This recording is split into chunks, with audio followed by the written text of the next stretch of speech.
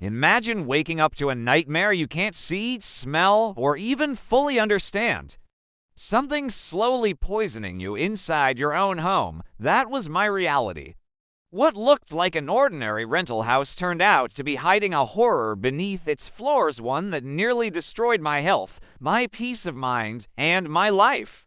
But it also taught me about karma, justice, and the importance of speaking up. It started with a smell. At first, it was faint, like damp soil after rain. I thought maybe a neighbor had left their trash out, or perhaps a dead animal was somewhere under the porch. I ignored it. Days later, the smell grew stronger, so strong it clung to my clothes, filled my lungs, and made visitors wrinkle their noses. I lit candles, sprayed air fresheners, even scrubbed at every surface. But nothing worked. The odor wasn't leaving. It was only growing worse. Then came the headaches.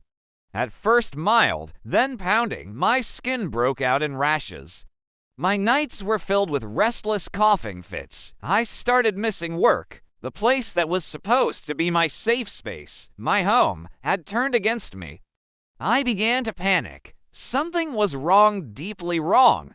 I contacted my landlord. He brushed it off. Probably just the pipes. Houses get old. Nothing serious, but I knew this wasn't normal. Each day, I grew weaker, more anxious, more afraid. Finally, I paid for an inspection myself. What the inspector found froze me to the core. Raw sewage, gallons of it, backing up beneath the house. The septic system hadn't been serviced in years. Wastewater had seeped under the floors, into the crawl space, silently poisoning the air I breathed every single day. My so-called home had become a biohazard zone. When I confronted my landlord with the report, he shrugged.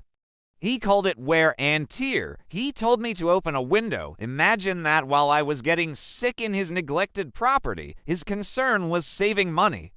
That's when I realized I wasn't just fighting a smell, I was fighting neglect, denial, and outright exploitation. I documented everything: photos of the black sludge, medical bills from my doctor, the inspector's detailed notes.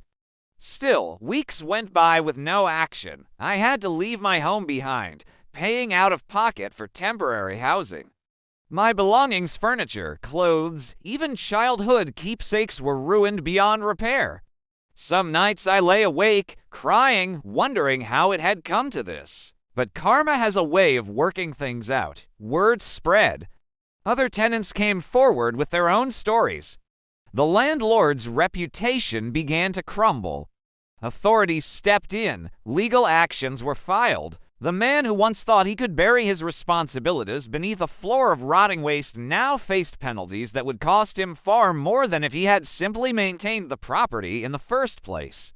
And me. I healed slowly. My skin cleared, my lungs strengthened, and eventually I found a new place to live. But I never forgot the lesson: protect your home, protect your health, and never stay silent when something feels wrong. Because silence almost killed me. Today, I share my story as a warning. To tenants, trust your instincts. If something feels off, strange smells, unexplained illness, structural issues, document it. Demand answers. Your life could depend on it. And to landlords, maintenance is not an option, it's a responsibility. What you neglect will come back, one way or another.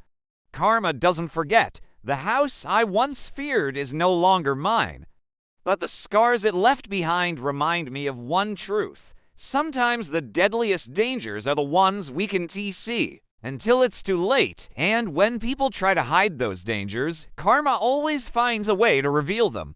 Because at the end of the day, we don't just live in buildings. We live in trust.